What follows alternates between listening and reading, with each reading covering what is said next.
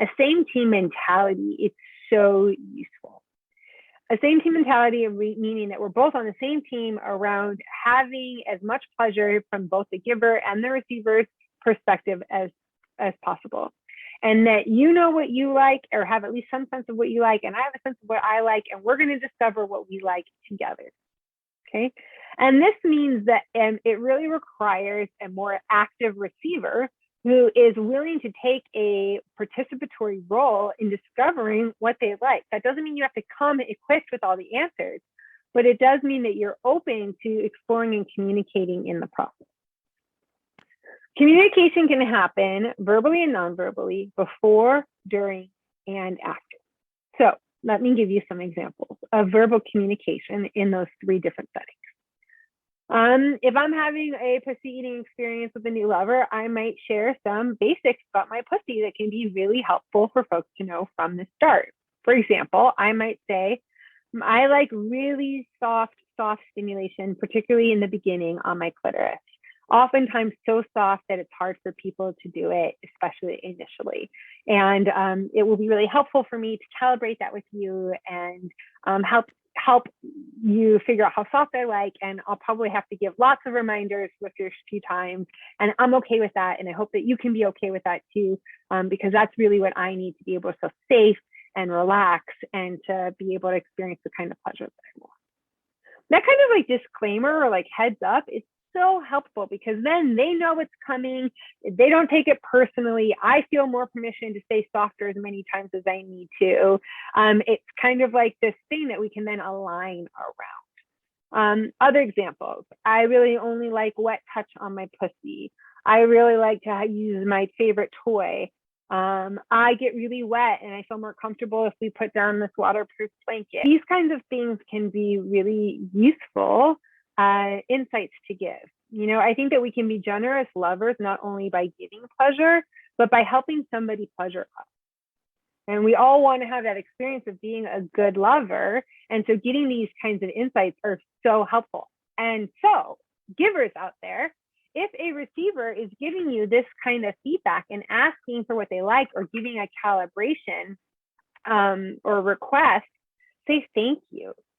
Let them know how much you appreciate that. Give them some positive reinforcement and affirmations for speaking up so that they know that you welcome it, or even give your own version of a disclaimer. I love feedback. Please tell me exactly how you like it and what you want. Don't be shy. All of that is just really great context setting that can be very helpful. I think during calibrations, harder, softer, higher, lower, faster, slower, more fingers, more tongue. Something like more fingers, more tongue could be confusing. Do you mean more fingers inside, or do you mean more sensation with the fingers?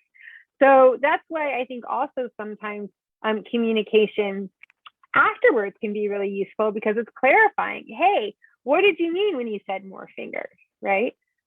I wish that there was a sexier term for debriefing, because I think it doesn't do it justice. Like how hot and sexy talking about sex afterwards can be. And it's a wonderful way for you to figure out what were the things that were working really well. What are some things that you might want to try or explore differently the next time around?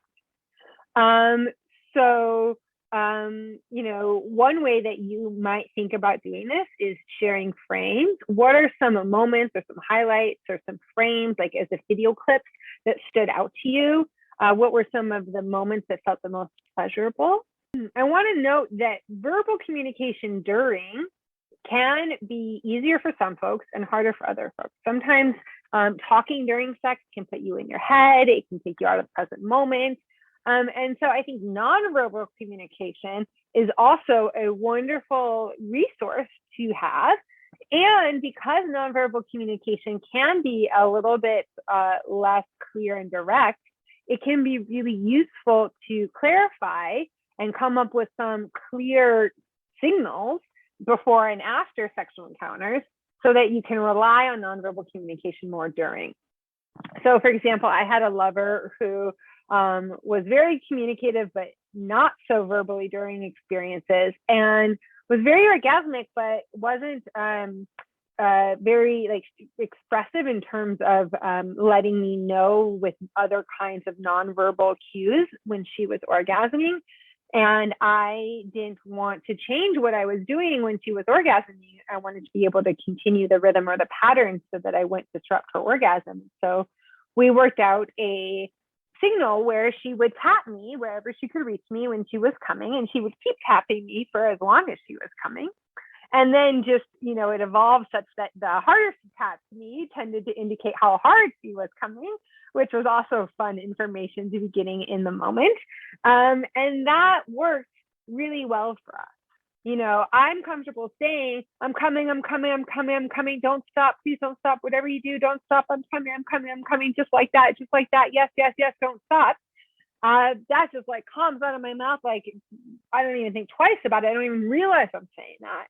But that's not accessible for everybody, and there's no one right way to do it. And so if that's not your way of saying or indicating when you're coming, or when something feels good, or when you don't want something to change, or when you do want something to change, coming up with verbal cues are better, right? You could have squeezing, meaning to make things more intense, or you could have like a slap, meaning to go softer or more gentle, or guiding a hand towards the pussy is a really good indication of I'm ready for some penetration. Another really good signal of nonverbal communication is to take their head and hold it still and move your own pelvis to wherever you want it to be, so that their tongue is touching you where you want their tongue to be. I find sometimes if I'm just moving my body, then their tongue will follow me, and then I'm not actually communicating very effectively nonverbally.